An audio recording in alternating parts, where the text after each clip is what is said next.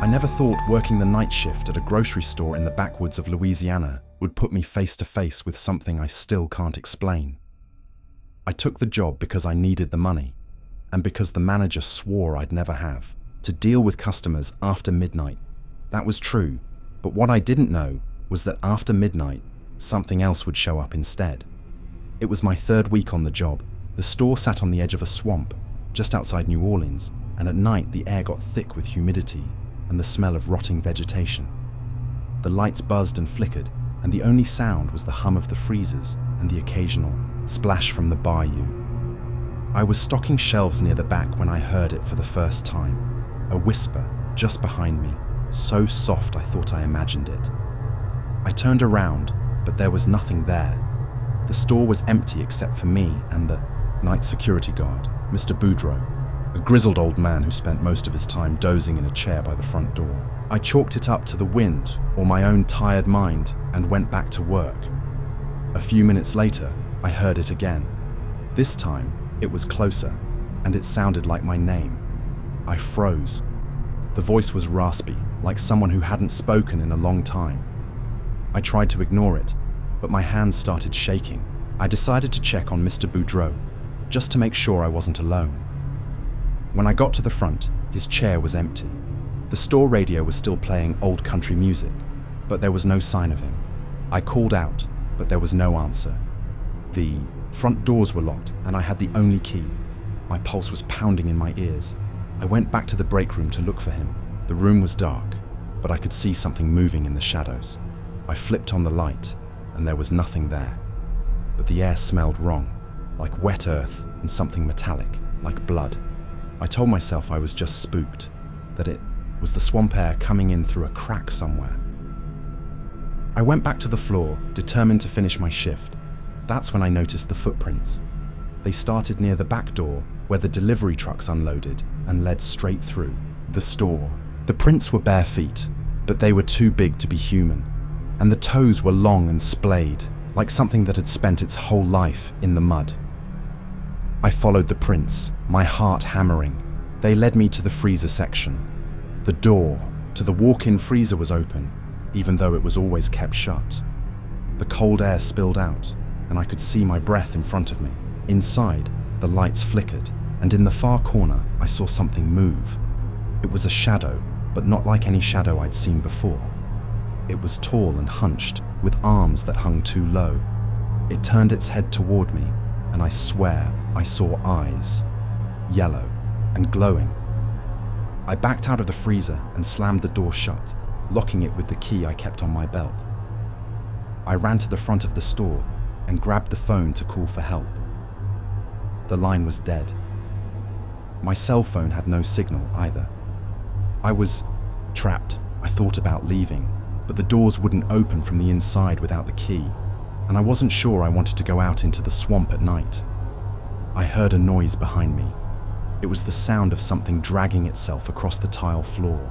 I turned around, and there, at the end of the aisle, was the shadow again. It was closer now, and I could see its mouth open, revealing rows of sharp, black teeth. I ran down another aisle, trying to put as much distance between me and it as I could. The store lights flickered again, and when they came back on, the shadow was gone. But I knew it was still there, somewhere, watching me. I heard a voice, a woman's voice, coming from the back of the store. She was singing, low and mournful, in a language I didn't recognize. I followed the sound, my feet moving on their own, like something was pulling me toward her.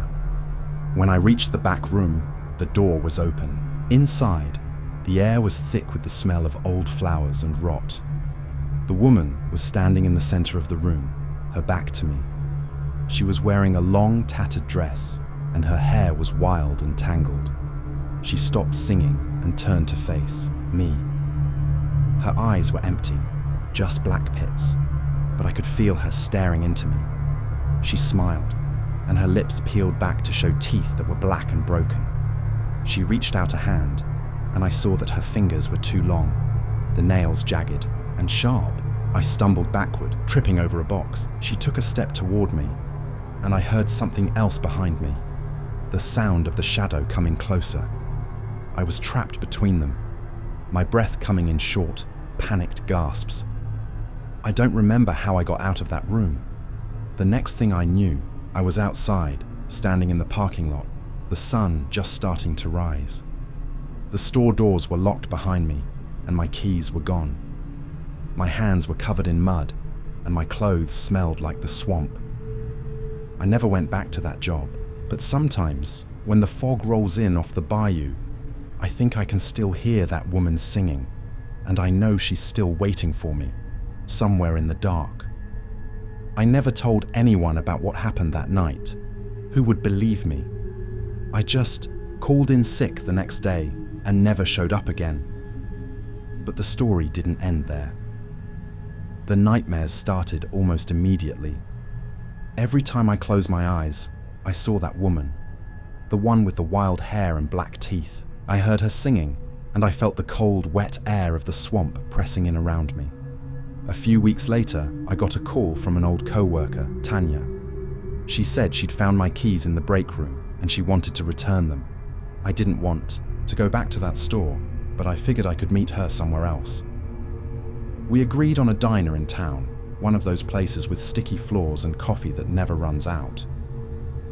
Tanya looked different when I saw her. Her eyes were sunken, and she kept glancing over her shoulder like she expected someone to walk in. She slid my keys across the table and leaned in close. "You're lucky you got out when you did," she whispered. "Things have gotten worse since you left."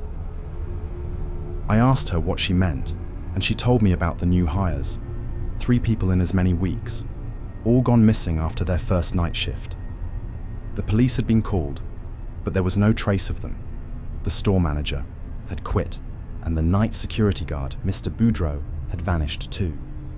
Tanya's hands shook as she talked. "They say the store's built on old swampland," she said. "There used to be a house there years ago. A woman lived there with her family. One night, they all disappeared. The house burned down and the land was cursed. They say her spirit won't rest until she's found her family." I felt a chill run down my spine. I asked Tanya if she'd seen anything strange. She looked around again, then nodded. "I saw her," she said. "Last week, in the back room. She was standing in the corner, watching me. I ran, but I could hear her singing. And I saw something else, a shadow moving behind the shelves. It wasn't human." Tanya left soon after, saying she had to get home before dark. I sat there for a long time, staring at my coffee, wondering if I should tell someone. But who would believe us? And what could they do? That night, I couldn't sleep. The air in my apartment felt heavy, and I kept hearing noises outside my window. Around midnight, my phone rang. It was Tanya. Her voice was frantic. "She's here," she whispered. "She's in my house. I can hear her singing. Please, help me." I told her to call the police, but she said her phone wasn't working right. The call cut out. I tried calling her back, but there was no answer. I got dressed and drove to her house, my heart pounding the whole way. Tanya lived on the edge of town, near the bayou. The road was empty, and the streetlights flickered as I drove. When I pulled up to her house, the front door was open. The house was dark, but I could see candlelight flickering inside. I called out for Tanya, but there was no answer. The air smelled like old flowers and rot, just like it had in the store. I stepped inside, my hands shaking. The living room was empty, but there were muddy footprints on the floor leading to the back of the house. I followed them to the kitchen. The back door was open, and the swamp mist was rolling in. Standing in the doorway was the woman, the same one I'd seen in the store. Her hair was wild, her dress torn, and her eyes were black pits. She smiled at me, her jagged teeth gleaming in the candlelight. Behind her, in the shadows, I saw something move. It was the shadow from the store, tall and hunched, with glowing, yellow eyes. It stepped forward, and I realized it wasn't alone. There were others, figures standing in the mist, their faces pale and their eyes empty. The woman reached out a hand. "Come with us," she whispered. "We've been waiting for you." I turned to run, but the door slammed shut behind me. The woman started singing, and the others joined in, their voices low and mournful. The air grew colder, and I felt something brush against my arm, a hand, cold and wet. I closed my eyes, praying it would end. When I opened them, I was standing in the parking lot of the grocery store, the sun just starting to rise.